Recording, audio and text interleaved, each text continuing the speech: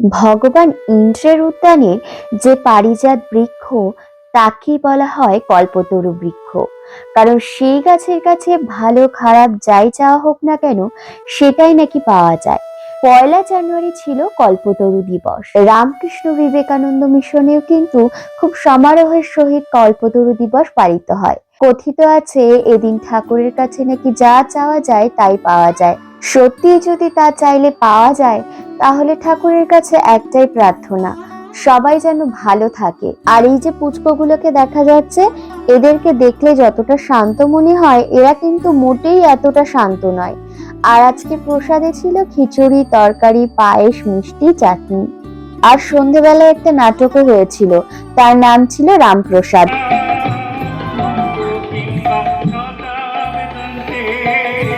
আজকে ভিডিওটা এই পর্যন্তই। দেখা হচ্ছে নেক্সট ভিডিওতে। টাটা।